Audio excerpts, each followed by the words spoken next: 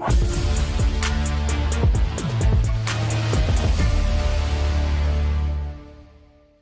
everyone, this is Sahiti Vellanki, working as assistant professor in the Department of CSE, AML and IoT. Today I am going to start my lecture series on DevOps. In the Unit 1, as I told you, Introduction to DevOps. First I am going to start my Introduction to DevOps. It's the first video series. So here I am going to explain you contents on Introduction to DevOps is what is DevOps, DevOps lifecycle and the phases in the DevOps lifecycle, what are the benefits and the goals of DevOps. First, what is DevOps? So till now, we already learned about SDLC. What is SDLC? Software Development Life Cycle. Here we are having the different phases called planning, design, coding, testing and maintenance. These are the 5 common phases we are generally used in the SDLC life cycle. So once the development is over, then we are going, after testing is over, we need to go through the deployment phase. Generally, the developers has developed the applications in their local missions. Once a developer has developed the application in their local missions, all the 3 phases, nothing but planning, design, code, test. All the 4 phases has done at the end called developer end and their local missions. Once the application got developed, we need to deploy the application in the server. Through your local mission, how the other people can access your application? No. Through whenever we have developed the application, we need to deploy the application onto the server. Server is a computer where we are going to deploy the applications on the server. Through server, the different clients are going to be access the application. So whenever we are going to be develop this complete process, we are call it as a development. This deploying the application in the server, we are call it as a operations.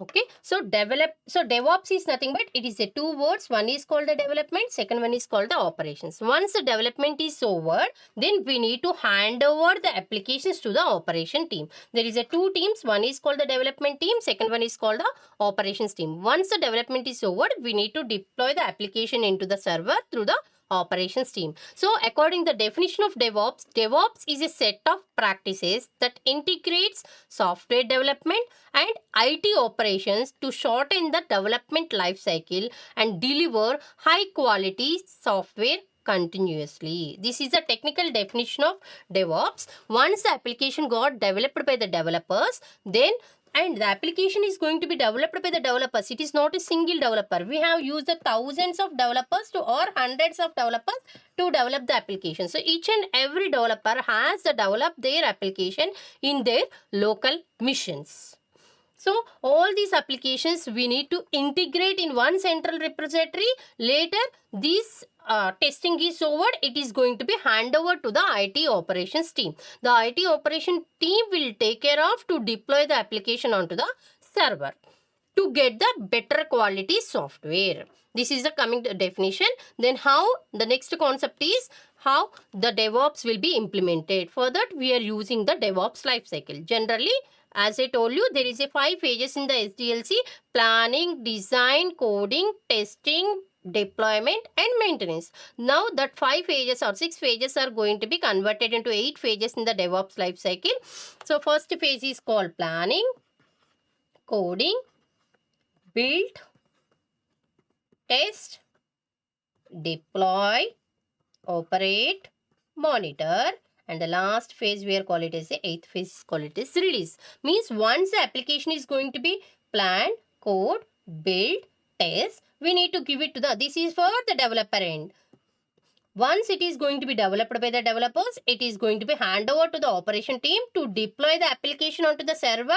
Once deployed, we can operate the application, and monitoring is the application is properly working. Then we can release the software into the production server. So these are the 8 phases and divided into 2 modules: dev part, operations part. Finally, the DevOps life cycle, all the 8 phases are combinedly divided into a 5 phases. What are the 5 phases? The first phase we are call it as a continuous development. Second phase we are call it as a continuous testing. And third phase we are going to be call it as a continuous deployment. And the fourth phase we are call it as a continuous monitoring. And the fifth phase we are call it as a continuous integration. So all these 8 phases we are divided into the 5 different operations. Continuous testing and deploy and operate we are call it as a continuous deployment. Monitoring we are call it as a monitoring, and release we can call it as a continuous integration. So these are the 5 pages. So what will happen? So whenever any project or the application, software application will start, initially start with the planning phase. So what is the planning phase? Who are going to be involved in the planning phase? The planning phase is nothing but taking the requirement from the clients. Once we are collecting the requirement from the client, the software engineers and the project managers are going to be collected the requirement, and the project manager is responsible to hand over collected requirements are going to be assigned to the different software engineers or developers. For that, we are using the automation tool called Jira. Jira is a tool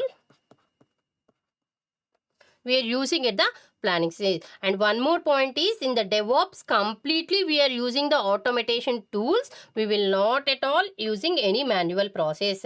In the previous SDLC life cycle, whatever the phases we have followed, all the phases is over. Then we are going to be deploy the application manually, so that in the server we may get the many errors to deployment stage. To avoid that, we are going with the DevOps. DevOps is a completely automation process. Each and every phase we are going to be used as the automation tools.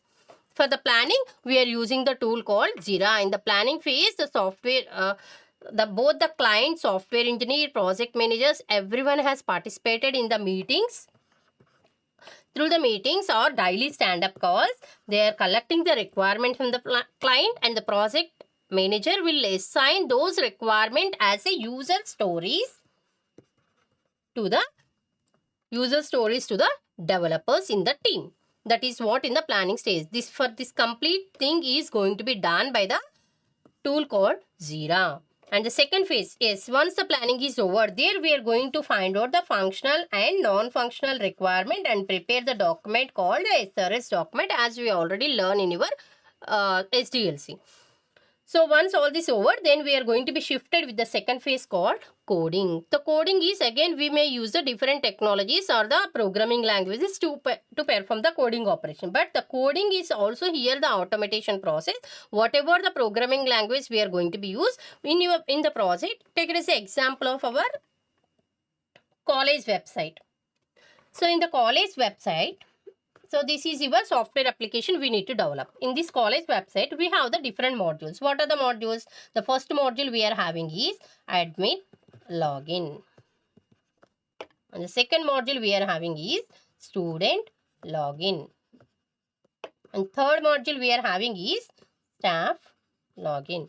So assume that there is 3 modules in our college website, but it is not possible to develop all the modules by the single developer. So that what we will do, we have to assign the multiple developers to develop the web page. If you can consider in your college projects also, the project everything is done by the one team member. No, the team is nothing but there is 3 to 4 members will be there. Each and every member has equally participated in the project development. So here also in the college website application, there is 3 modules. Each and every module is going to be assigned to the one developer. So what happened? So the developer is having their own local system. They start working with their module called admin module by the developer 1. And the second developer is also again started with developing the student login form. And third developer is also start working with the staff login. So all the developers work parallelly at the same time to develop the website application. So if any changes or if the properly working or not is going to be pushed into one repository called Git. Git is a repository, central repository. Whatever the developers are going to be completed, everything, the code is going to be pushed into the Git repository. If the second developer assume that the second developer want the code related to the first developer, then he will take from the Git pull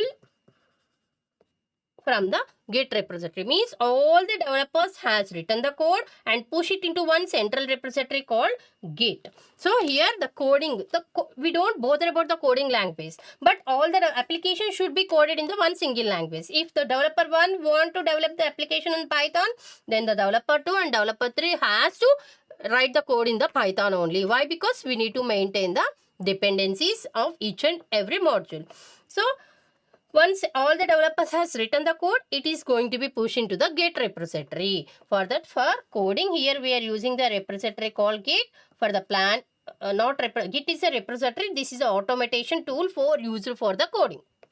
And the planning, what is the tool we are going to be used? Jira is a tool used for planning. This is done by the Jira tool. The tasks or user stories are going to be assigned by the project manager. And here the Git is going to be accessed by the developers. They pull the request into the Git, they push the request into the Git and pull the information from the Git. After that, the third phase is called build phase. Yes, there is a different developers has developed, but combinedly we need to test. So developer has to perform the test called unit testing. But all the once application is going to be built, we need to test together. All the modules together, we need to test how the application is going to be work. For that, we need to execute the application. To combinedly to execute the application, we need to use the build. Build phase, we have to consider all the 3 developers code and try to execute into the build. For this also, we are going to use the automation tool for the building the application. For testing also, we are going to be done by the automation tool called Postman or Selenium testing. These are the automation tools we are used for this one. Once the testing is over, your development of application is over, then we need to hand over the application to the operation team through deploy the application on the servers. So how to deploy the application on the server? Here they have to use the 2 servers. One is called the local server. Second one is called the central server. Initially push the code into the local server. Everything is going to be monitored. Then only it releases the code into the central server. So local server, first they need to deploy the application. For the deployments, they are using called containers. The container, we are using the automation tool called Docker. Then it is going to be shifted. Once it is, so in the deployment phase, what is going to be happen? In the deployment phase, artifacts are going to be generated. Means the binary code has to be generated. Then it is goes to the operations team, operate cycle. In the operate cycle, what is operate cycle? Operate and monitoring or comes under continuous monitoring operation. For that operations, we are using the Kubernetes, and monitoring we are using the Grafana is a tool. Prometheus is many tools will be, many automation tools will be there. These are the popular automation tools to perform the DevOps life cycle. After everything is monitored, everything is perfect, then we need to deploy the application into the central server called production server. Through the production server, we are going with the phase called the release phase. For that, we are using the basic is called Jenkins. Jenkins is a basic automation tool to integrate the application into the production server. So this is about DevOps lifecycle and the different phases in the DevOps. Totally DevOps phases are 8 phases are grouped into 5 stages. The first stage is continuous development and the second stage is continuous testing. Once testing is over, through integration process, we are going to be hand over to the continuous deployment. Then if there is no errors, everything is properly working in their servers, then we are going with the monitoring. Nothing is there, again through continuous integration, we are going with the second version of planning. So this is about DevOps lifecycle and the different phases used in the DevOps. And the next one, what are the benefits of DevOps? Why we are going to be use this DevOps? As we foster the time in the market, in the rapid growth in the IT industry. So today the client has given some requirement. After the next day, immediately the client has changed his requirement. Then we have to adopt all the changes given by the client. For that, we are using the DevOps is a one better option to improve our software quality and increase the development frequency. As I told you, to development frequency, the DevOps will use a life cycle called the Agile life cycle. Every sprint, the Agile life cycle is following some sprint. Through the sprints, it increases the development frequency. Yes. So improve the collaborations and communications, higher quality releases, and foster recovery from the failures. So these are the different benefits we are going to be used by the DevOps in the software development. And what are the goals of the DevOps? The goals of the DevOps are to shorten the development life cycle. So development, initially, whenever we are using the SDLC life cycle, it is a 5 to 6 pages, but every phase, once the first phase is perfect, then only we have to go through the next phase. In the second phase is completed, then only go through the third phase. But here, no need to wait for the completion of phase. Whenever initially we have completed everything by using the automation tools, every day we are going to be track the changes and go with the next releases. There is only one release in the SDLC, but coming to the DevOps, we have n number of releases. And the third goal is to ensure the stable operating environments and foster culture of collaboration. Yes, we need to collaborate with both the development team and the operating team together to complete the release and automate everything is possible. Yes, each and every phase we are using some automation tools. If we are done everything is going to be shown in your automation tool, and it is testing, deploy, everything. In every phase we are using the one automation tool to perform the application. So this is about what is DevOps, DevOps life cycle, and benefits of DevOps using DevOps, goals of DevOps. Thank you everyone. Like, share, comment, and subscribe VNR Digital Learning Resource YouTube channel.